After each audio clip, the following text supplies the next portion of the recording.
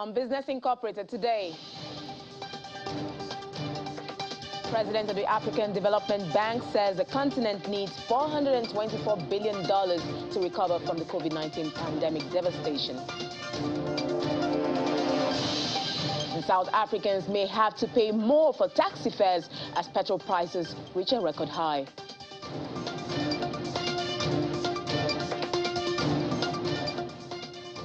And price of copper falls to a 19-month low.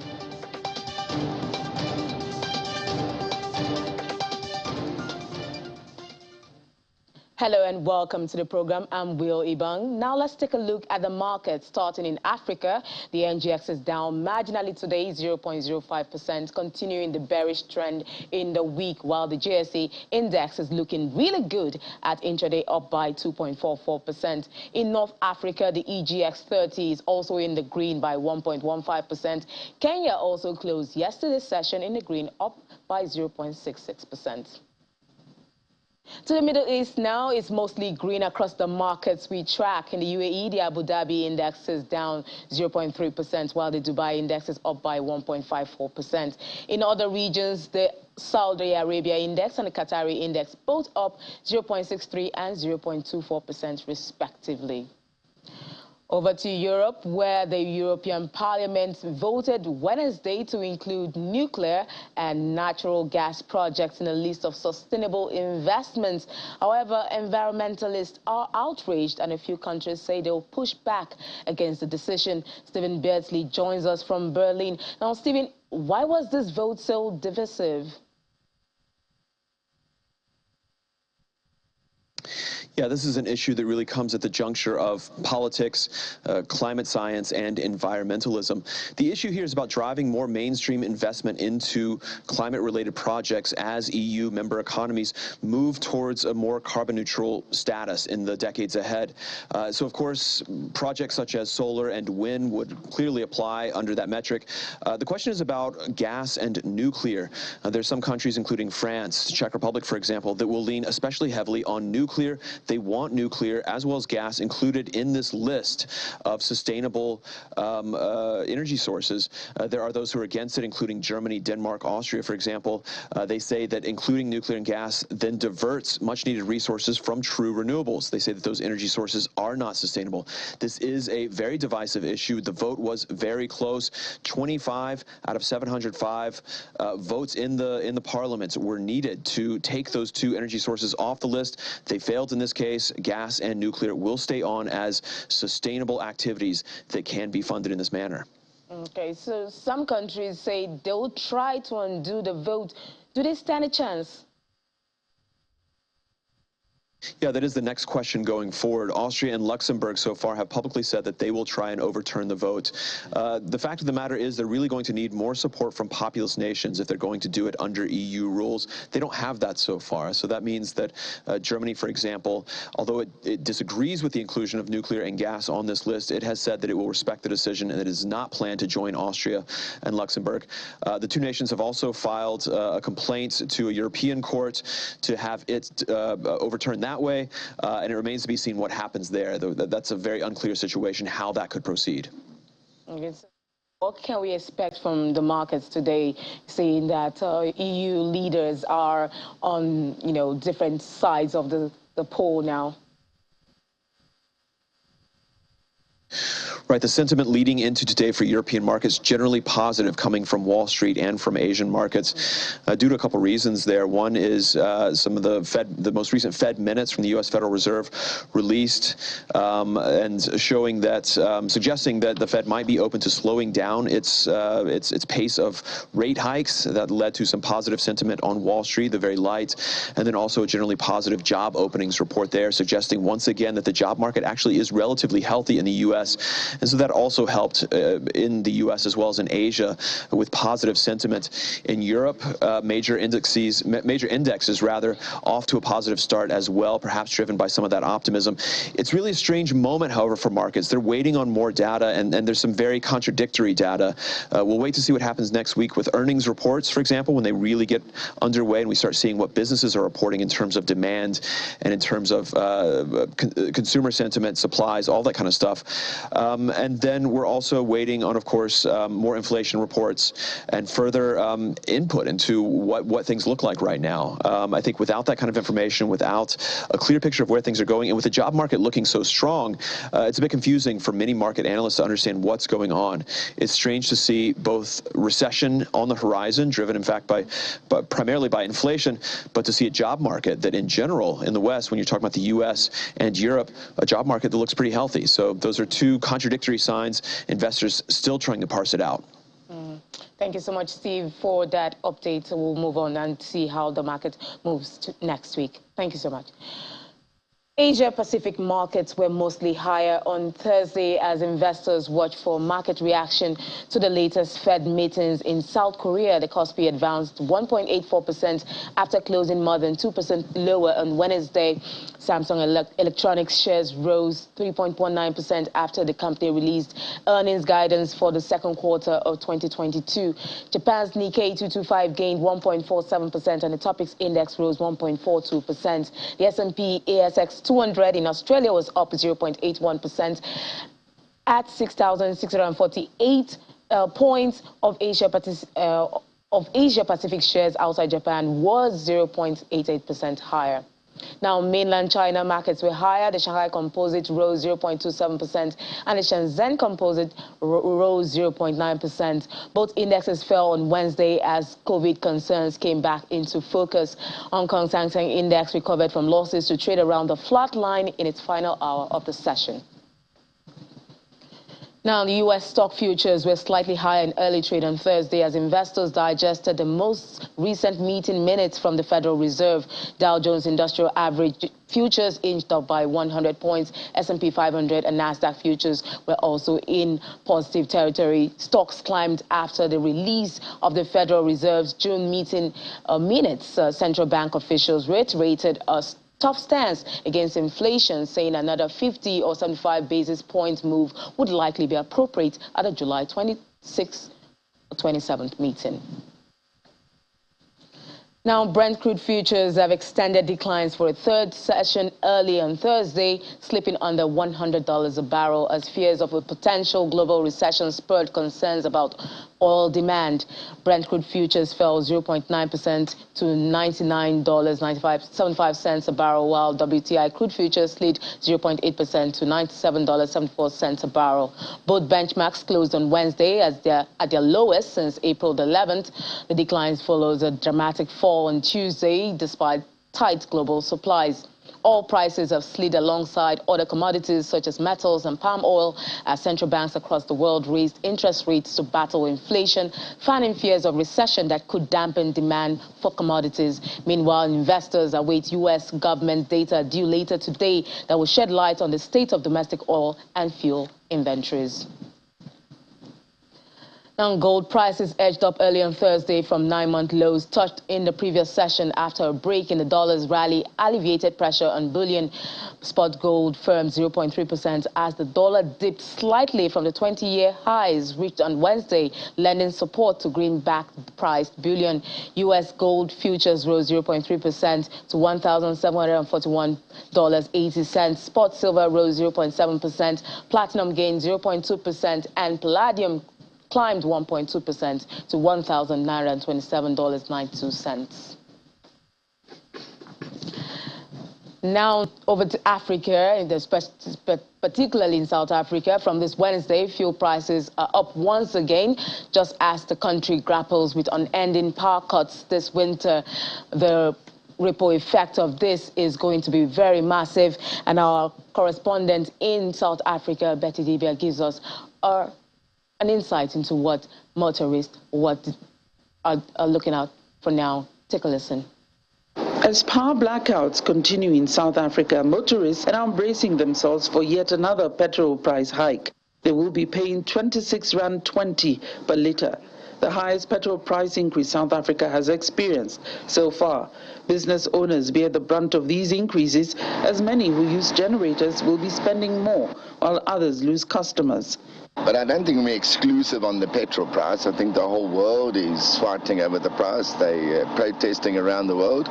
Greece is up to 44 Rand a litre, so we're not there yet. But the stupid war in the Ukraine, that's the problem with it. The more importantly is Eskom. Let's talk about Eskom.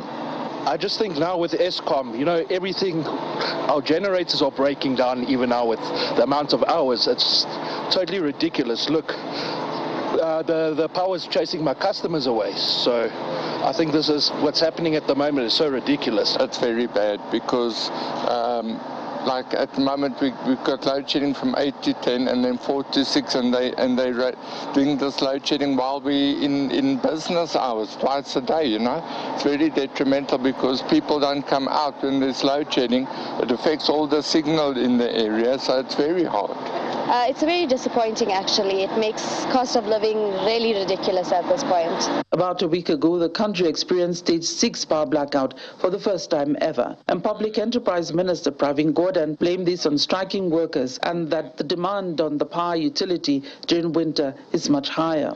The reason we have level 6 for the first time in Eskom's history and this country's history is because of the illegal industrial action that has been in place since the 22nd of June.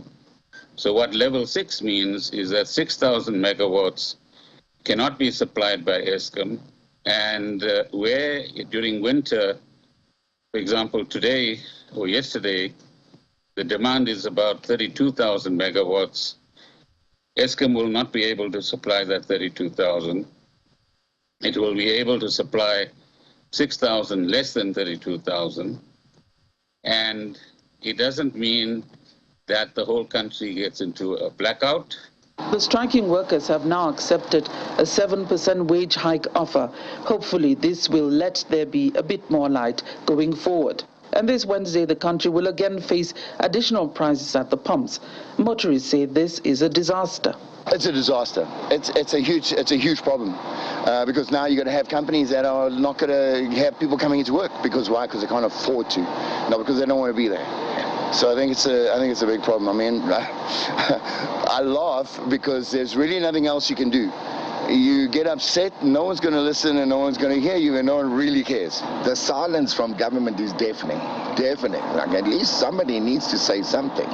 While some think solar power could be part of the solutions government is seeking, along with recently approved renewable energy projects, rolling rotational power blackouts continue, and to add salt to injury, electricity tariffs have gone up by 7.47% this July. Meanwhile, South Africans who rely on taxis to commute face a possible fare hike of between 25 and 30% because of record high petrol prices.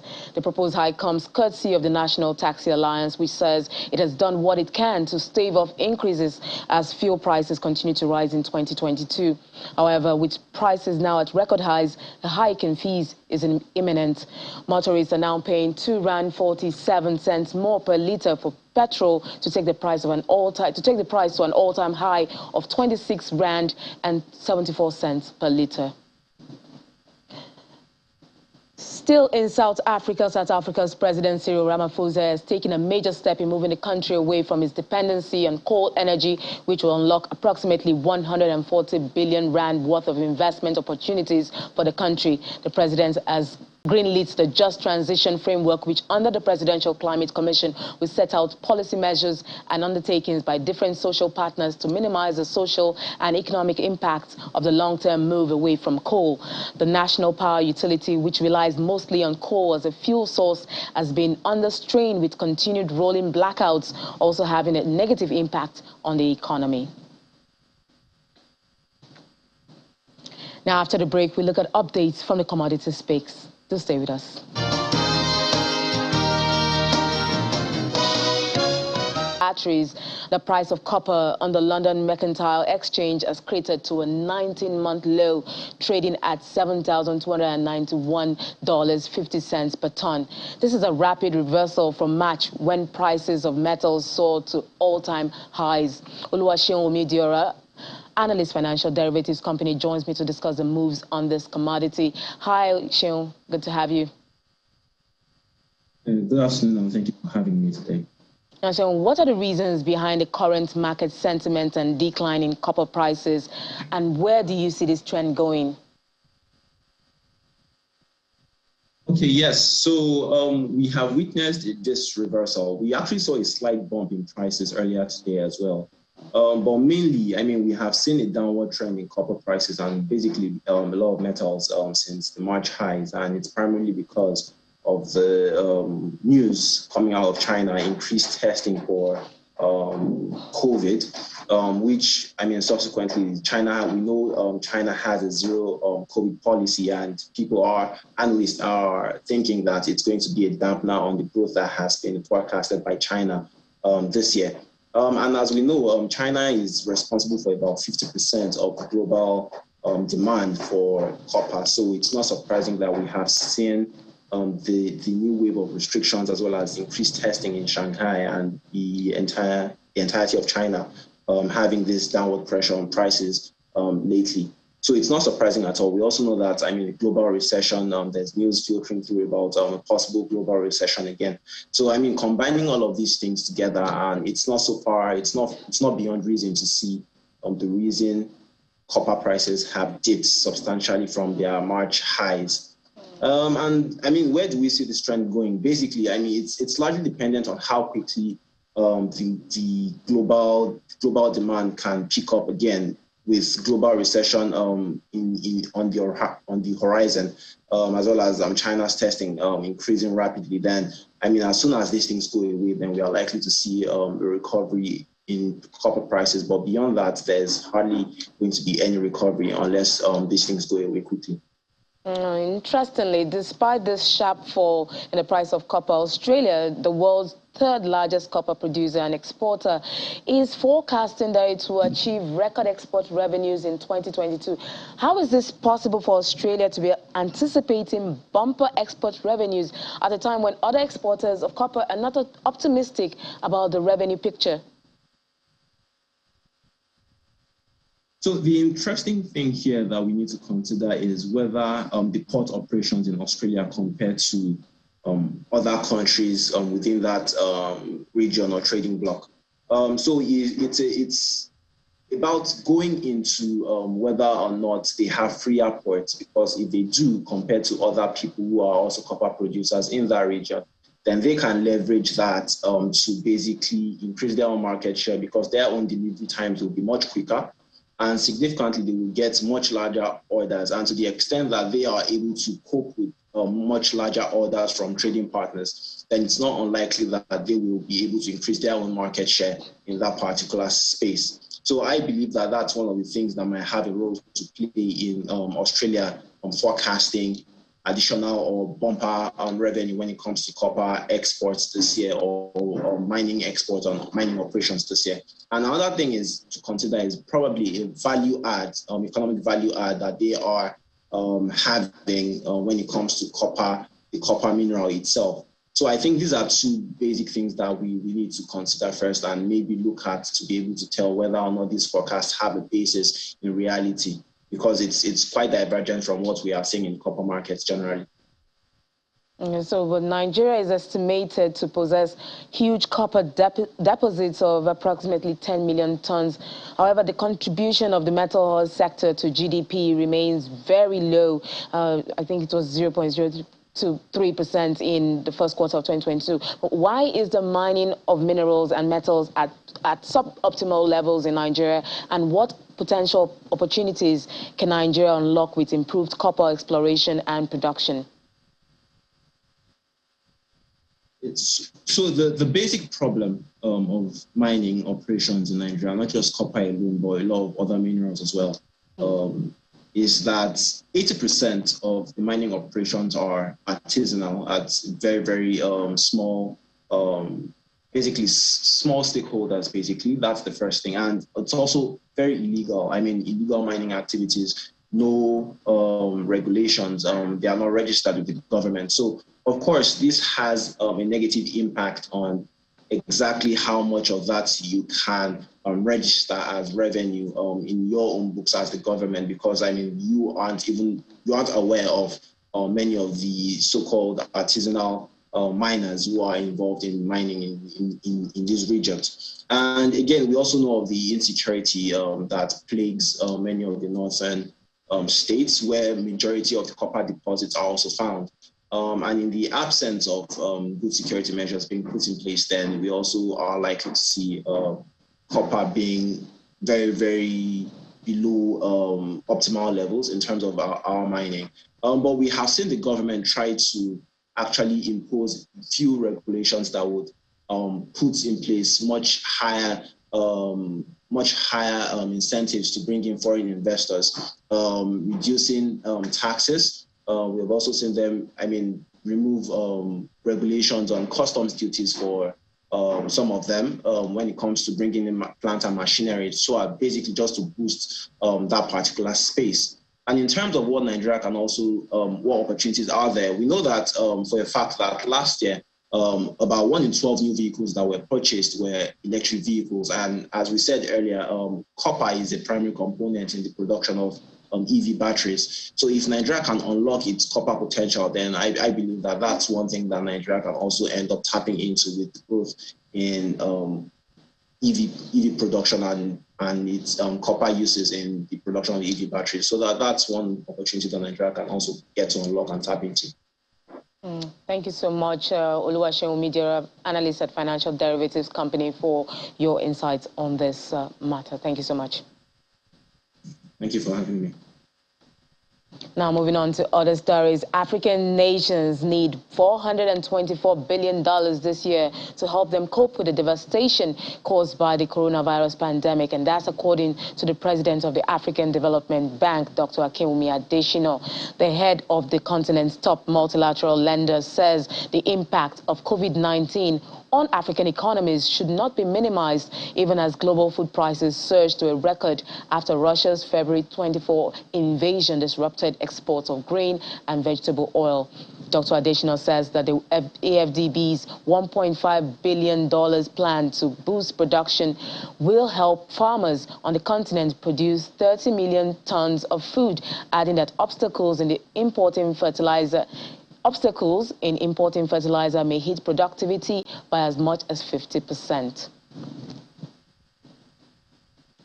Now, in the face of harsh economic realities of today, business consultant Abiola Didiron is asking entrepreneurs to review their operational models and source for local raw materials to cut costs. Mr. Didiron, who was a guest on our Business Morning show, believes that with these companies can still thrive. Let's take a listen. I think it's a no-brainer for especially businesses in manufacturing and a lot of trading businesses as well, right? We have to look inward right now because we're really being forced to do the things that we obviously needed to have done like 10, 20 years ago, right? And the truth is that if your business is largely import-driven or you have a core part of your raw materials that you source from abroad, the truth is that the higher that is, it increases your cost of production at the end of the day. And if you look at the sales price, the price at which your customers are comfortable to buy your product, and you see that you can't, significantly pass that cost to them, you then have to do something in that equation. Do you see what I mean? So the composition of your product that is sourced from abroad has to reduce. So you have to find alternatives either way. And then, of course, I feel like business owners at this point should also remain open. Right, look at your business model and see what is working and be really ready to change, really.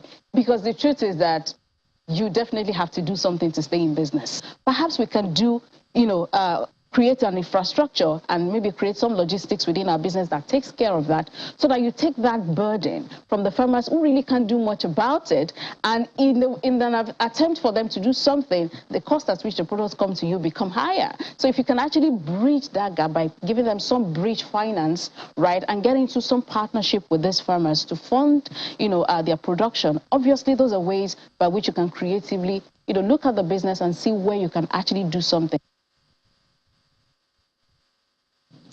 And that's it on the program. I'm Will Ibang. Thanks for watching.